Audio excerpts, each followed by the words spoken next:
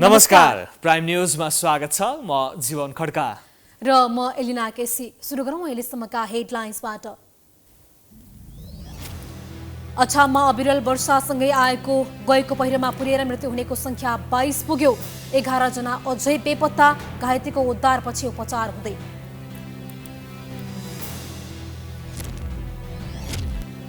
प्रतिनिधि सभाको पहिलो कार्यकाल आज सकिँदै 2 पटक विघटनदेखि सांसद अपहरणसम्मका घटना, नयाँ नक्सा सर्वसम्मतिले पारित गराउन सफल। संसदले बनाएको जननिर्वाचित सरकारहरू असफल, नेताहरू नसुध्रिँदा जनता निराश, अन्तिम दिन पनि आरोप प्रत्यारोप र घोचपेचमै सीमित। महाभियोग सिफारिस समितिले निलम्बित प्रधान न्यायाधीश राणाबारे बहुमतको आधारमा प्रतिवेदन तयार पार्दै। एमालेको असहमति, राणा अदालत प्रवेशबारे अन्यल।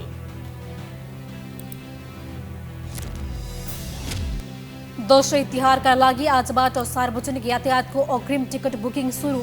मुख्य बस पार्कमा टिकट काट्नेहरूको घुइँचो, व्यवस्थापन फितलो हुँदा यात्रुलाई शास्ति।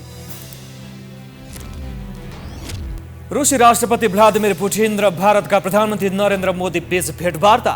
युक्रेन युद्ध सम्भव भएसम्म छिटो अन्त्य गर्न चाहेको पुटिनको भनाई।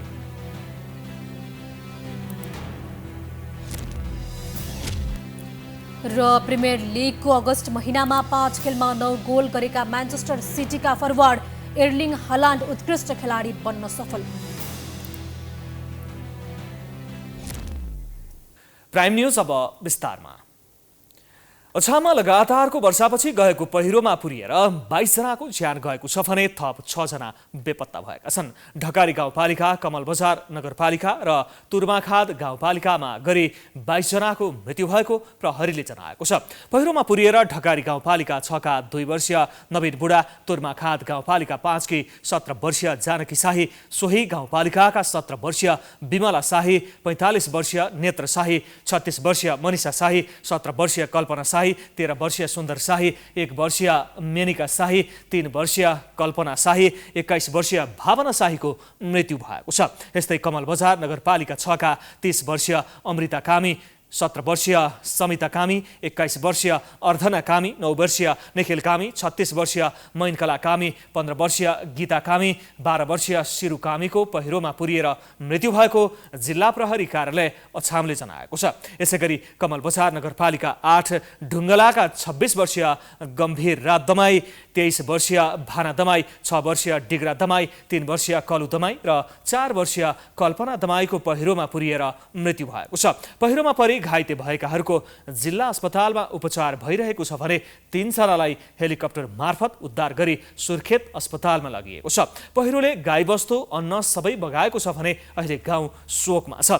नेकपा एमालेका नेता भीमबहादुर रावलले अछाम जिल्लाका धेरै ठाउँमा अविरल वर्षाका कारण बाढी र पहिरोले ठूलो धनजनको क्षति भएको हुँदा तत्काल उद्धार र राहतका लागि सरकारसँग माग गरेका छन्।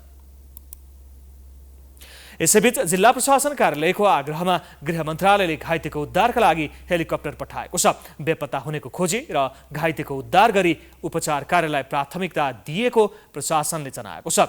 पहिरो पीडितलाई तत्काल राहतको व्यवस्था गर्न प्रशासनले स्थानीय तहलाई आग्रह गरेको छ। प्रतिनिधि सभाको कार्यकाल आज राति 12 बजेपछि सकिँदैछ। 5 वर्षको कार्यकालमा संसदले विभिन्न उतार चढाव बेहोरेको थियो। 2 पटकसम्म संसद विघटनदेखि सांसद अपहरणसम्मका घटना भए। कतिपय विधेयक संसदमा प्रस्तुत हुँदा सडकमा आगो नै बल्यो। एक रिपोर्ट। 2074 साल फागुन 26 गते माओवादी सांसद कृष्णबहादुर महरा प्रतिनिधि सभाको सभामुख निर्वाचित भए। प्रतिनिधि सभाको बहालवाला सभामुखमाथि 1 जना कर्मचारीले यौन दुर्व्यवहार आरोप लगाएपछि सभामुख महराले 2076 साल असोज 14 गते राजीनामा गरे। केही समय प्रपक्षका लागि जेल चलान भएका महराले पछि अदालतबाट सफाई पाए। 2076 माघ 12 गते माओवादीकै सांसद अग्नि सापकोटा सभामुख निर्वाचित भए। पार्टीले कारबाही गरेका आफ्ना 14 सांसदलाई पदमुक्त नगरेको भन्दै एमाले प्रतिनिधि सभामा सभामुख विरुद्ध 9 महिनासम्म आन्दोलन गर्यो। त्यस्तै दल विभाजन सम्बन्धी अध्यादेश ल्याएपछि 2077 वैशाख 10 गते जनता समाजवादी पार्टीका सांसद डाक्टर सुरेन्द्र यादव अपहरणमा परे। पूर्व प्रहरी महानिरीक्षक सर्वेन्द्र खनाल र एमालेका सांसद महेश बस्नेत र किसान श्रेष्ठले मिलेर सांसद यादवलाई महोत्तरीमा रहेको उनकै घरबाट अपहरण गरेको आरोप लाग्यो। अपहरणपछि सांसद यादवले प्रहरीमा उजुरी दिएर अनुसन्धान अगाडि बढे पनि कुनै प्रकारको कारबाही भने भएन। तत्कालीन नेकपामा अल्पमतमा पर्ने देखिएपछि प्रधानमन्त्री केपी शर्मा ओलीले 2077 पुस 5 गते प्रतिनिधि सभा विघटन गरे। प्रतिनिधि सभा विघटनलाई सर्वोच्च अदालतले असंवैधानिक ठहर गर्दै पुनर्स्थापना गर्यो। 2078 वैशाख 27 गते ओलीले विश्वासको मत लिन प्रतिनिधि सभामा प्रस्ताव पेश गरे। एमालेकै माधव नेपाल पक्षका सांसदले मत नदिएपछि ओली सरकार ढल्यो। नयाँ प्रधानमन्त्रीका लागि राष्ट्रपतिले आह्वान गरेपछि ओली र कांग्रेस सभापति शेरबहादुर देउवाले बहुमत सिद्ध गर्ने भन्दै अघि सरे। तर राष्ट्रपतिले दुवैजनाले बहुमत सिद्ध गर्ने आधार नभएको भन्दै कसैलाई पनि प्रधानमन्त्री नियुक्त गरिनन्। त्यही मौकामा ओलीले दोस्रो पटक 2078 जेठ 7 गते राति प्रतिनिधि सभा विघटन गरिन्। अदालतमा मुद्दा परेपछि दोस्रो पटकको विघटनले पनि वैधता पाएन। सर्वोच्च अदालतले कांग्रेस सभापति देउवालाई प्रधानमन्त्री बनाउन परमादेश नै जारी गर्यो। असार 31 गते देउवाले प्रधानमन्त्रीको शपथ ग्रहण गरे। यही संसदले चर्को विवादमा परेको अमेरिकी आर्थिक सहयोग कार्यक्रम मिलेनियम च्यालेन्ज कर्पोरेसन MCC 2078 फागुन 15 गते बहुमतले पारित गर्यो। त्यस्तै प्रधान न्यायाधीश चोलेन्द्र शमशेर जौरा विरुद्ध प्रतिनिधि सभामा महाभियोग प्रस्ताव दर्ता भयो। महाभियोग प्रस्तावको प्रक्रिया नपुग्दै प्रतिनिधि सभाको कार्यकाल सकिएपछि अब के हुन्छ भन्ने अन्य उल्छ। पछिल्लो समय प्रतिनिधि सभाबाट नागरिकता विधेयक पारित भयो। साउन 6 गते पारित भएको नागरिकता विधेयक राष्ट्रिय सभाबाट समेत पारित भएपछि साउन 13 गते सभामुखले प्रमाणीकरणका लागि राष्ट्रपतिलाई पठाएका थिए। साउन 29 गते राष्ट्रपति विद्यादेवी भण्डारीले 15 बुँदे सुझाव सहित विधेयक पुनर्विचारका लागि प्रतिनिधि सभामा फिर्ता पठाइदिन्। राष्ट्रपतिले पुनर्विचारका लागि पठाएको विधेयक भदौ 2 गते प्रतिनिधि सभाले हुबहु पारित गरेर राष्ट्रिय सभामा पठायो। तर अझैसम्म पनि राष्ट्रपतिले उक्त विधेयक प्रमाणीकरण गरेकी छैनन्। प्रतिनिधि सभामा लखिएको गुठी विधेयक मिडिया काउन्सिल विधेयक चरको विरोधका कारण फिर्ता गरिएको थियो। 5 वर्षको अवधिमा संसदले नेपाली भूमि अतिक्रमण गरेर भारतले नयाँ नक्सा जारी गरेको विरोधमा नेपालले नयाँ नक्सा पारित गरेर संविधान संशोधन गरेको थियो, जुन सम्झना लायक काम थियो। 5 वर्षमा संसदले बनाएको जननिर्वाचित सरकारहरूले कुनै पनि उल्लेखनीय काम गर्न सकेनन्। दलीय भागबण्डा मिलाउँदै पटक पटक गरी ओली र देउवाले 12 दर्जन बढी मन्त्री बनाए। झण्डै 1 दर्जन गैर सांसदले मन्त्री बन्ने मौका पाए। ओली देउवा र उनीहरूका नातेदार समर्थक कार्यकर्ता आसेपासेलाई पक्ष पोषण गर्ने बाहेक सर्वसाधारण जनताले खासै राहत महसुस गर्न पाएनन्। एक रिपोर्ट। 2074 सालमा सम्पन्न प्रतिनिधि सभामा तत्कालीन वाम गठबन्धनले झण्डै 2/3 ल्याएपछि केपी ओली प्रधानमन्त्री बनेका थिए। वाम गठबन्धनमा आबद्ध नेकपा एमाले र नेकपा माओवादी केन्द्रबीच पछि पार्टी एकता नै भयो। शानदार बहुमतसहितको प्रधानमन्त्री बनेका ओलीले आफ्नो सरकारलाई नेकपा भित्रको आन्तरिक झगडाका कारण 3.5 वर्षभन्दा बढी सञ्चालन गर्न सकेनन्। नेकपा भित्रको चरम झगडाका कारण ओली सरकार ढलेपछि प्रधानमन्त्री बन्ने आशा नै नगरेका कांग्रेस सभापति शेरबहादुर देउवा 2078 असार 29 गते प्रधानमन्त्री बन्न सफल भए। देउवाले पनि जनताको हितमा उल्लेखनीय काम गर्न सकेनन्। 5 वर्षको बीचमा दलीय भागबण्डा मिलाउँदै पटक पटक गरी ओली र देउवाले 12 दर्जन बढी मन्त्री बनाए। झण्डै 1 दर्जन गैर सांसदले मन्त्री बन्ने मौका पाए। नियमित विकास बाहेक निर्वाचन ताका हावाबाट बिजुली निकाल्ने, चुलामा नै ग्यास पाइप जोड्ने, पूर्व पश्चिम रेलमार्ग बनाउने, देशभित्र नै रोजगारी सिर्जना गर्ने गरेको प्रतिबद्धता ओलीले एउटा पनि पूरा गर्न सकेनन्। ओली पछि प्रधानमन्त्री बनेका देउवाले पनि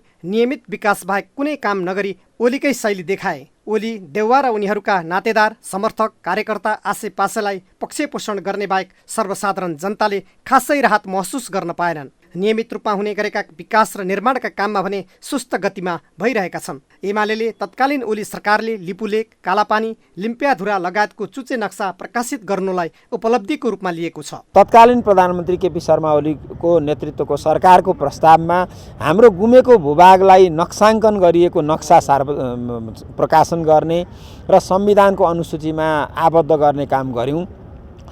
प्रतिनिधि सभाको सर्वसम्मतिका साथ हामीले गरेको जुन एउटा प्रस्ताव हो त्यो प्रस्ताव यो प्रतिनिधि सभाको सबभन्दा महत्त्वपूर्ण उल्लेख्य कार्यभार थियो र त्यसलाई हामीले महत्त्वका साथ पुरा गरेका छौँ। सत्तारूढ दलले देउवा सरकारले स्थानीय निर्वाचन गराउन र नागरिकता विधेयक MCC लगायतलाई संसदबाट पारित गराउनुलाई उपलब्धिको रूपमा लिएको छ। धेरै विधेयकहरू पारित भएका छन्। स्थानीय निर्वाचन सम्पन्न भएको छ। आम निर्वाचन सम्पन्न हुने दिशामा अगाडि बढेको छ र संसदको कार्यकाल समग्रमा सफल रहेको छ। यसबीचमा पटक पटक जननिर्वाचित संस्थालाई कमजोर बनाउने प्रयास भइरह्यो। जननिर्वाचित संस्था संसदले नागरिकलाई कति लाभ दियो त्यो भने अनुत्तरित नै छ। Political bureau, prime HD, Kathmandu. 5 वर्ष कार्यकाल पूरा गरेको प्रतिनिधि सभाको अन्तिम बैठकमा शीर्ष नेताहरूले सम्बोधनको क्रममा एकअर्कालाई घोचपेच नै गरेका थिए।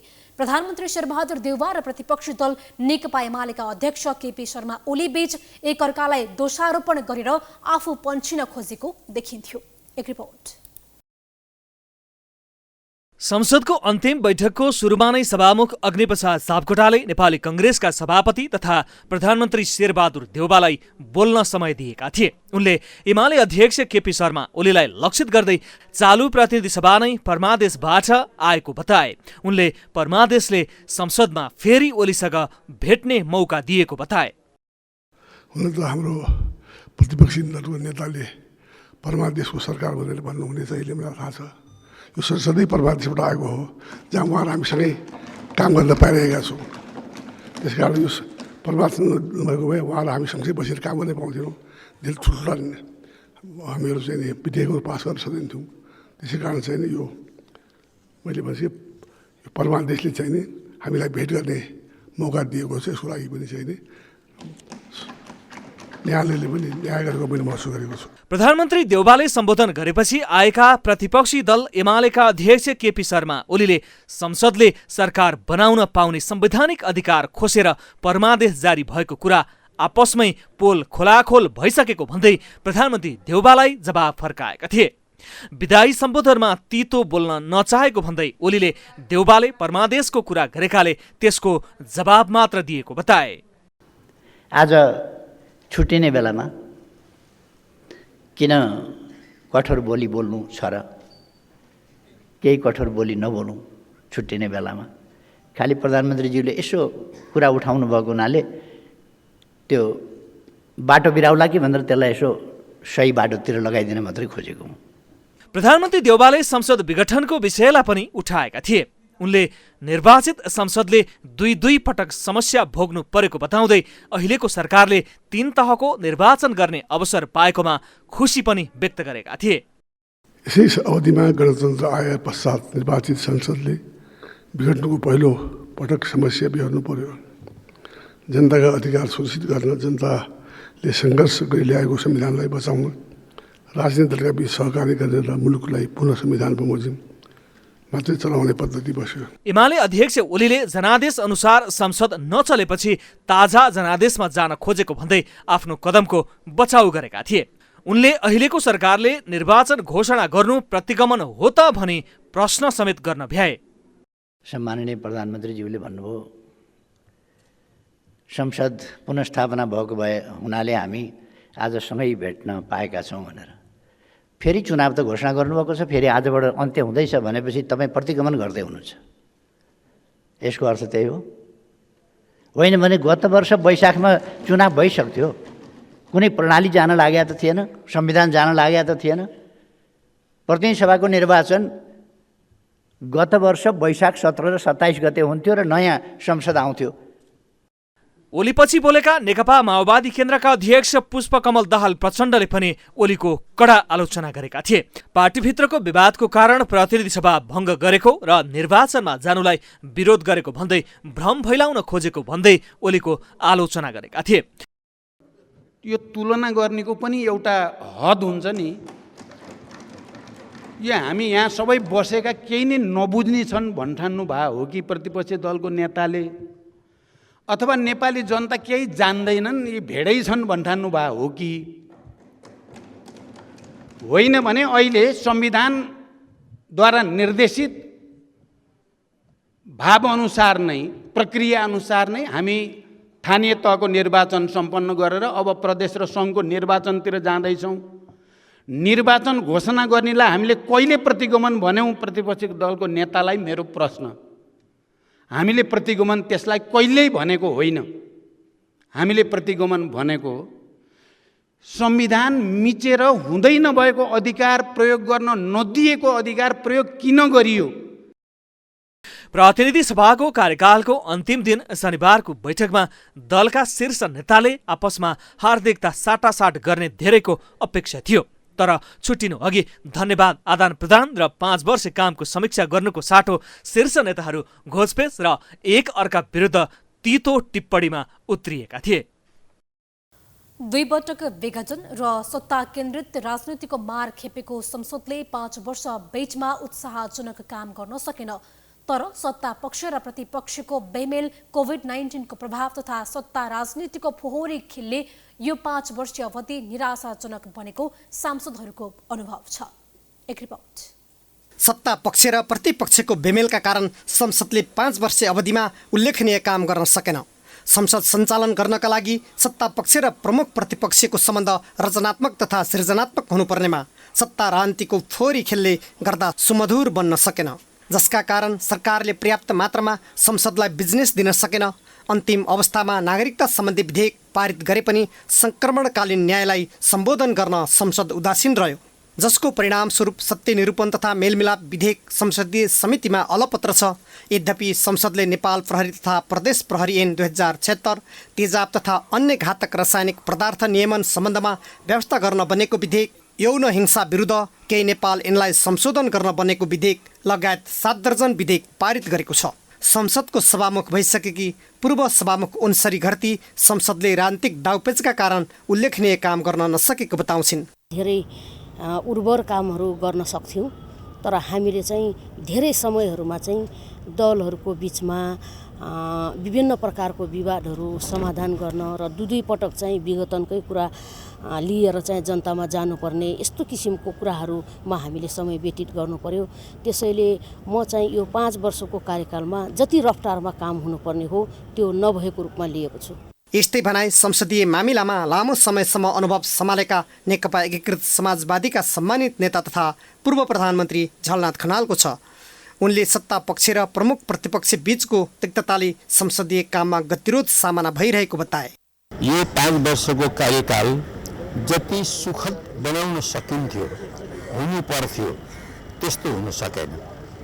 किनभने पहिलो पटक बनेको जुन सरकार थियो त्यो 2/3 बहुमतको सरकार थियो। त्यसका सामु सिङ्गो देशको परिस्थितिलाई आमूलचूल परिवर्तन गर्ने अत्यन्त ठुलो ऐतिहासिक दायित्व थियो। त्यो दायित्व त्यो सरकारले पुरा गर्न सकेन। नेकपा एमालेका उपमहासचिव प्रदीप ग्यावाली पनि सत्ता पक्षले प्रतिपक्षलाई विश्वासमा नलिएको कारण संसदीय गतिविधिमा प्रभाव परेको स्वीकार छन्। सत्ता र प्रतिपक्षको सम्बन्ध सुमधुर छैन। पहिले जहाँ महत्त्वपूर्ण राष्ट्रिय मुद्दाहरूमा चाहिँ सिङ्गो देश एकताबद्ध हुन्थ्यो, आज सत्ता पक्ष प्रतिपक्षसँग सामान्य संवाद पनि गर्दैन। आज संसदको अन्तिम दिन, तर सत्ता पक्षले अन्तिम दिन कसरी अगाडि बढाउने भन्ने सन्दर्भमा सामान्य संवाद पनि गर्नुहुन्न। त्यसो भएर संसदको प्रभावकारिता चाहिँ पछिल्लो समय अलिक क्षय भएको म ठान्दछु। नेकपाको किचलो, कोभिड महामारीको मार, 2 पटकको संसद विघटनको असफल प्रयास, 10औं अधिवेशन एमालेद्वारा पूर्ण रूपमा अवरुद्ध लगायतका कारणले संसदहरू तितो अनुभवसहित बिदा हुने अवस्थामा पुगेका छन्। सभामुख अग्निप्रसाद सापकोटाले प्रतिनिधि सभालाई जीवन्त र जनमुखी बनाउन सहयोग गर्ने सबैप्रति आभार व्यक्त गरेका छन्। प्रतिनिधि सभाको पहिलो कार्यकालको अन्तिम बैठकमा सभामुख सापकोटाले संसदलाई आम नागरिकको विश्वासको धरोहरका रूपमा सधैँ गतिशील बनाउन झकझकाइरहने सबैप्रति पनि धन्यवाद दिए।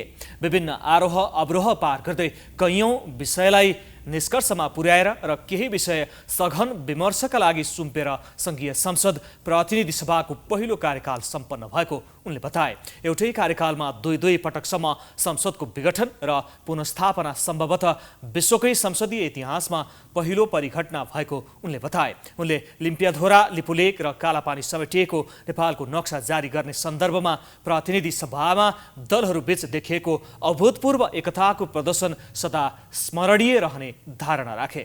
संविधानमा उल्लेखित शक्ति पृथकीकरणको सिद्धान्त अनुरूप शक्ति सन्तुलन र नियन्त्रण सहितको संवैधानिक सर्वोच्चताको विषय प्रतिनिधि सभाको यो अवधिमा स्थापित हुनु आगामी दिनका लागि मार्गदर्शन साबित हुने नै छ।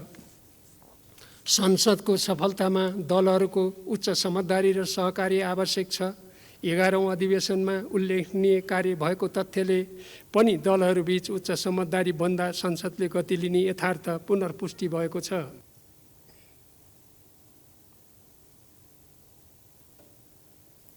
सभामुख सापकोटाले आगामी मङ्सिर 4 गतेका लागि तय भएको अर्को प्रतिनिधि सभाको निर्वाचन निष्पक्ष ढङ्गले सफल बनाउन सबैको योगदान रहने विश्वास व्यक्त गरे।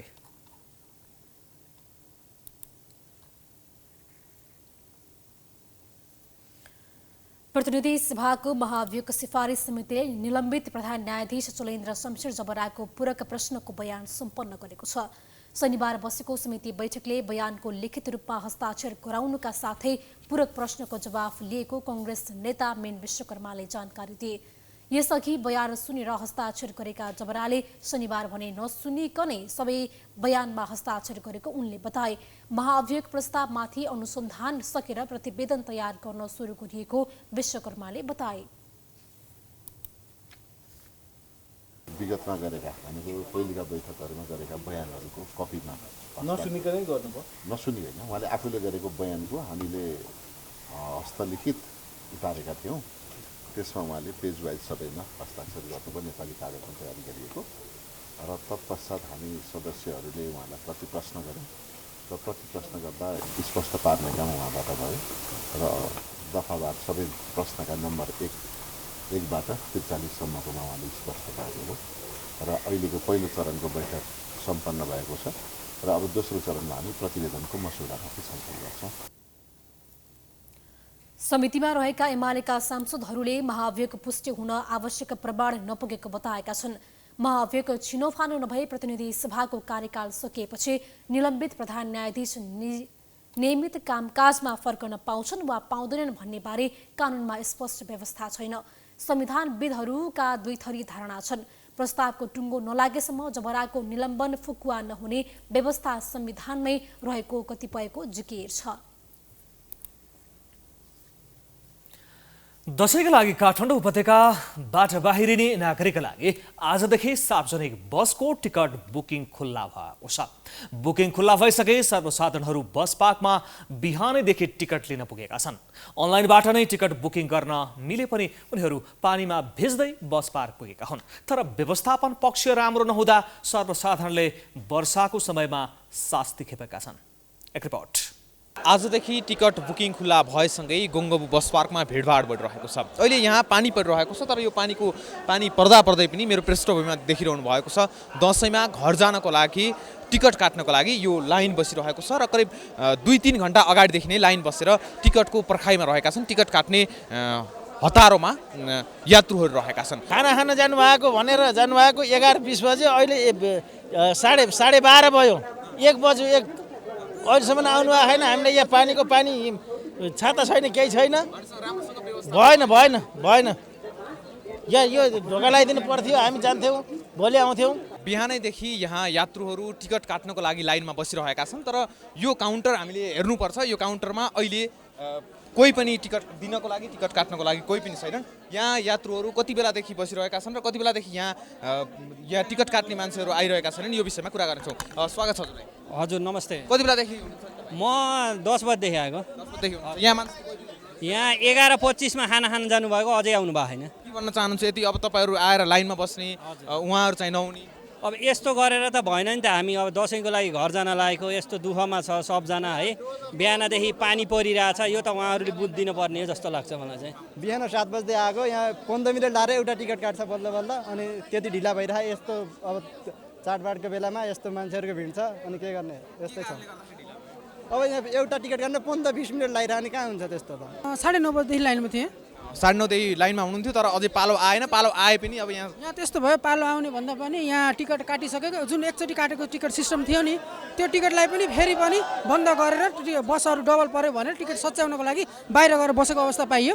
त्यही भएर यहाँ धेरैजनाले दुःख पाउनु भएको छ। यात्रुले यसरी शास्ति पाइरहे पनि कर्मचारी भने अत्यन्तै राम्रो व्यवस्थापन गरेर उनीहरूलाई टिकट काट्न सहज बनाइदिएको दाबी गर्छन्। यात्रुहरूलाई हामीले सहज रूपमा टिकट उपलब्ध गराइरहेका छौँ। हामीले बाहिर उसमा लेखेका छौँ, यात्रुहरूलाई तपाईँले टिकट लिनुपर्ने मिति, ठेगाना, मोबाइल नम्बर सबै राम्रोसँग दिनुहोस्, किनभने जसको कारणले सिट डबल नहोस्। आज चढ्न आउने मान्छे भोलि चढ्न आउने मान्छे आजै चढ्न आउने समस्या पनि हुनसक्छ। त्यो कारणले मिति विशेष ख्याल गरेर टिकट लिनुहोस् भनेर हामीले व्यवस्थित रूपमा उतातिर हाम्रो अहिले टिकट यो हाम्रो अग्रिम चलिरहेको छ। उतातिर यात्रुहरू बिहानैदेखि लाइनमा बस्ने अनि उनीहरूले समयमा टिकट नपाउने, कर्मचारीहरूले लापरवाही गर्ने, एकैपटक सबै कर्मचारी खाना गएर लाइनमा बसिरहेका यात्रुहरूको पीडा नदेख्दा यात्रुहरू समस्यामा पर्दै गएका छन्। अझै पानी परिरहेको अवस्थामा यो अवस्था यहाँ बस पार्कमा घटिरहँदा यातायात व्यवसायीहरू भने अथवा यातायात व्यवसायी महासङ्घ यसको व्यवस्थापन गर्न चुकेको देखिन्छ। प्राइम टाइम्स टेलिभिजनका लागि क्यामेरामा भास्कर भट्टाचार्यका साथमा David Pandey, bus park, Kathmandu. नेकपा एमाले संविधान दिवसका अवसरमा एमाले शनिबार काठमाडौँमा पदयात्राको आयोजना गरेको छ। आज बिहान निकालेको पदयात्राको नेतृत्व अध्यक्ष केपी ओलीले गरेका थिए। पदयात्रा बानेश्वर, मैतीदेवी, लैनचौर, कालीमाटी र ललितपुरको कुपन्डोलबाट निस्केको थियो। पदयात्रामा एमाले अध्यक्ष ओली, वरिष्ठ उपाध्यक्ष ईश्वर पोखरेल, महासचिव शङ्कर पोखरेल लगायत शीर्ष नेताको सहभागिता रहेको थियो। यही असोज 3 गतेको संविधान दिवसलाई राष्ट्रव्यापी रूपमा मनाउने र त्यसैको सन्देश दिनलाई काठमाडौँ उपत्यकामा पदयात्रा गरिएको एमाले जनाएको छ।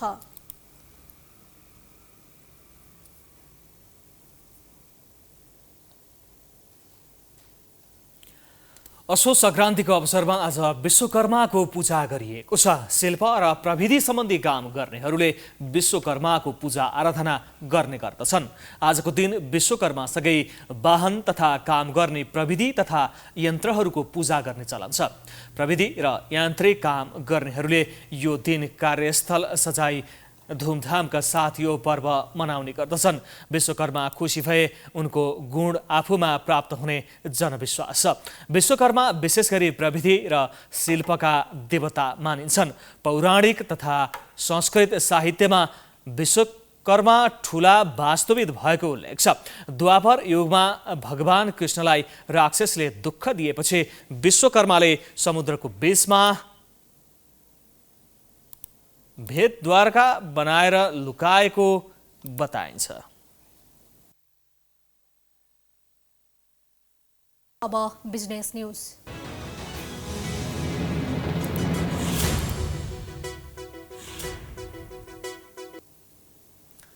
खाद्य व्यवस्था तथा व्यापार लिमिटेडले काठमाडौँमा माग अनुसार खसी, बोका तथा भेडा च्याङ्ग्राको आपूर्ति गर्न सकेको छैन।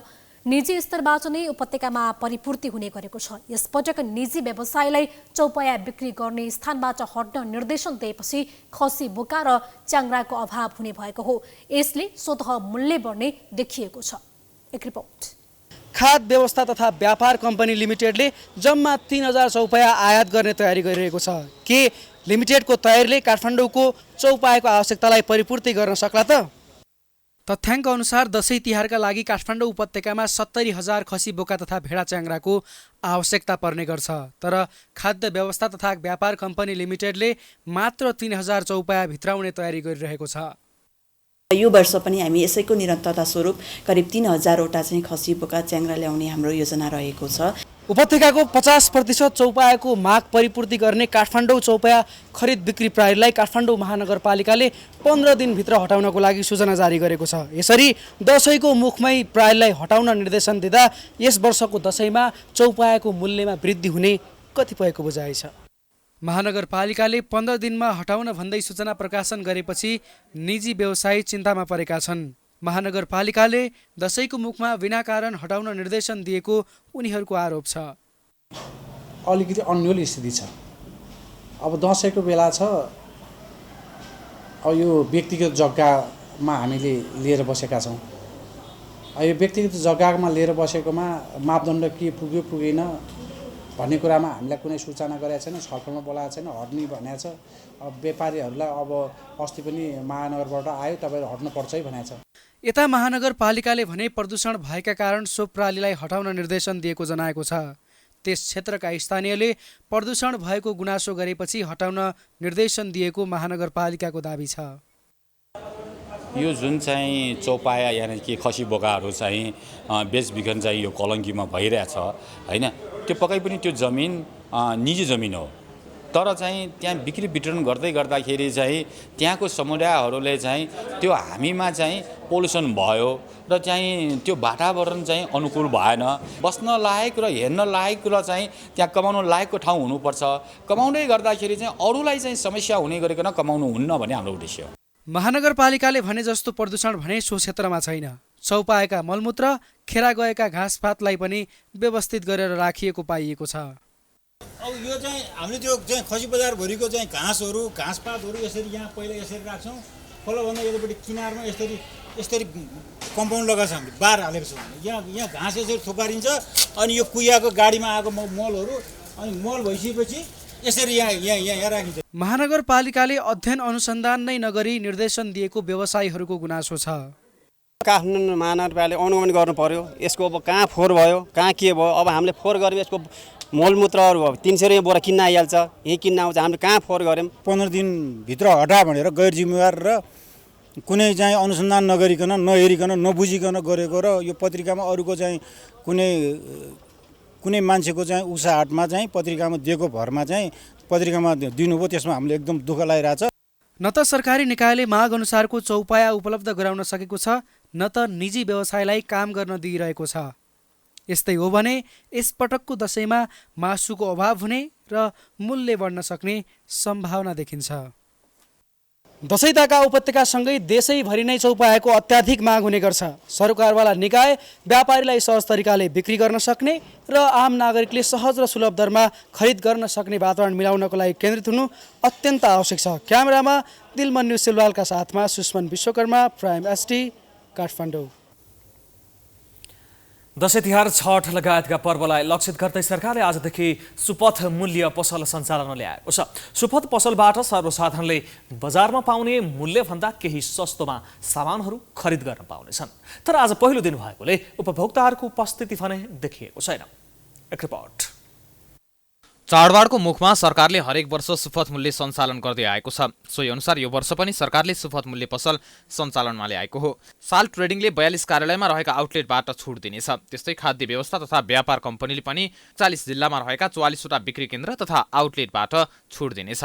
डिडिसीले पनि घिउ, चीज तथा पनिरमा छुट दिनेछ। त्यस्तै सुपथ मूल्य पसलमा विभिन्न ब्रान्डका चामलमा प्रति किलो 7 रुपियाँ, दालमा 7 रुपियाँ, चिउरामा 7 रुपियाँ, तेलमा 10 रुपियाँ छुट हुनेछ। तर वर्षभरि नै महँगीको मार खेपेका सर्वसाधारणले सुपथ मूल्य पसललाई सरकारले झुक्क्याउनको लागि मात्र सुरु गरेको आरोप लगाउने गरेका छन्। सर्वसाधारणको आरोपलाई उद्योग वाणिज्य तथा आपूर्ति मन्त्री दिलेन्द्र बडुले अस्वीकार गरेका छन्। उनले यो पसल सधैँभरि सञ्चालनमा ल्याउनको लागि पहल गरिरहेको बताएका छन्। यो एउटा व्यापार कम्पनीको रूपमा परिणत भइसकेको छ। यससित अहिले भएको भौतिक सम्पत्तिलाई उपयोग गरेर, सदुपयोग गरेर ब्याङ्किङ मार्फत पनि यदि यसको पुँजी बढाउन सकियो, यसको उपयोग सदुपयोग गरेर भने यो तिहार मात्रै पर्खिनु पर्दैन। सधैँ हामीले यो सेवा दिन सक्यौँ भने सधैँका निमित्त बजारलाई नियन्त्रण गर्ने हाम्रो भूमिका अझ प्रभावकारी हुन्छ र आवश्यक देखिएको छ। यसको अपेक्षा छ। यसका लागि तपाईँहरू मेहनत गर्नुहोस्। मैले यो व्यापार कम्पनी योलाई यति बेला यो पनि मैले उहाँहरूलाई आग्रह गरेँ। डिडिसीले चाडपर्वका अवसरमा घिउमा प्रति लिटर 50 रुपियाँ, चिजमा प्रति किलो 20 रुपियाँ, पनिरमा 20 रुपियाँ र दहीमा प्रति लिटर 10 रुपियाँ छुट दिने जनाएको छ। खाद्य कम्पनीले घट स्थापनादेखि खसी बोका भित्र्याउने तयारी गरेको छ। खसी बोकामा पनि प्रति किलो 10 रुपियाँ छुट हुनेछ। चाडबाडको समयमा अन्य बजारमा महँगो हुने, कालोबजारी हुने र यही समयमा नै खाद्य वस्तुको जरुरत पनि धेरै हुने भएकाले सबै वर्गलाई समेट्न पसल सञ्चालनमा ल्याएको खाद्य व्यवस्था तथा व्यापार कम्पनी लिमिटेडका प्रमुख कार्यकारी अधिकृत मोहन प्रकाश चन्दले जानकारी दिएका छन्। अब यो 10 पर्वको उत्सवमा अलिकति अनुभूति होस्, जनताले अझ चाहिँ सस्तो र सुलभमा पाओस् भनेर नेपाल सरकारको निर्देशन अनुसार र नेपाल सरकारबाट निर्देश भए अनुसार हामीले यसमा नि विशेष छुट दिएर अझ बढी से बढी छुट दिएर बढी से बढी जनसमक्ष पुग्न प्रयास गरेका छौँ, गर्नेछौँ र यसले गर्दाखेरि एउटा हर्ष र उल्लासका साथ मनाउन पाउन्, सस्तो सुलभ तरिकाले खाद्यवस्तु पाएर उहाँहरूले यो दसैँलाई उमङ्ग, दसैँ तिहार, छठ पर्वहरूलाई राम्रोसँग मनाउन पाउन् भन्ने एउटा आशय हो। सस्तो पसलमा उपभोक्ताले अनलाइनको माध्यमबाट खरिद गर्न पनि पाउँछन्। 2000 भन्दा धेरैको किनमेल गरेको खण्डमा उपत्यकाभरि निःशुल्क डेलिभरी गर्ने कम्पनीले जानकारी दिएको छ। आजदेखि पसल सञ्चालनमा आए पनि पहिलो दिन उपभोक्ताको उपस्थिति शून्य जस्तै छ। सुपथ मूल्य पसल आजदेखि कार्तिक 15 गतेसम्म सञ्चालन हुनेछ। अब स्पोर्ट्स न्यूज।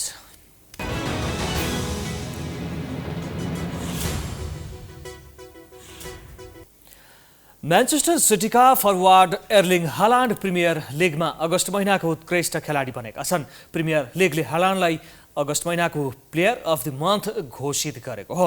अगस्त महिनाको उत्कृष्ट खेलाडी बन्दै हालान्डले player of the month award जितेका हुन्। हालान्डले अगस्तमा 5 खेलमा 9 गोल गरेका थिए।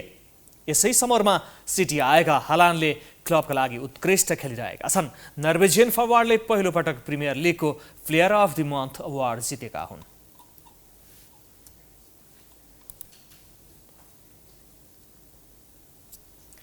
हामी प्राइम न्यूजको अन्त्यमा आइपुगेका छौं। जाँदा जाँदै हेडलाइन्स पुनः एकपटक।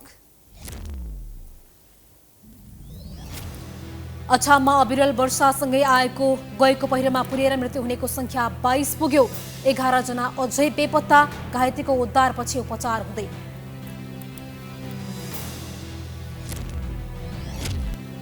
प्रतिनिधि सभाको पहिलो कार्यकाल आज सकिँदै 2 पटक विघटनदेखि सांसद अपहरणसम्मका घटना। नयाँ नक्सा सर्वसम्मतिले पारित गराउन सफल। संसदले बनाएको जननिर्वाचित सरकारहरू असफल, नेताहरू नसुध्रिँदा जनता निराश। अन्तिम दिन पनि आरोप प्रत्यारोप र घोचपेचमै सीमित। महाभियोग सिफारिस समितिले निलम्बित प्रधान न्यायाधीश राणाबारे बहुमतको आधारमा प्रतिवेदन तयार पार्दै। एमालेको असहमति, राणा अदालत प्रवेशबारे अन्यल।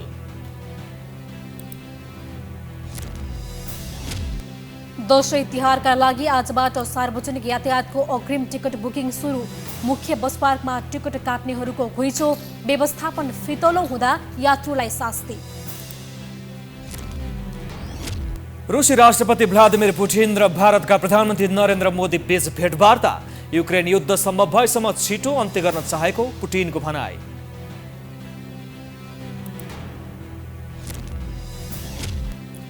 र प्रिमियर लिगको अगस्त महिनामा 5 खेलमा 9 गोल गरेका म्यान्चेस्टर सिटीका फरवार्ड एर्लिङ हालान्ड उत्कृष्ट खेलाडी बन्न सफल।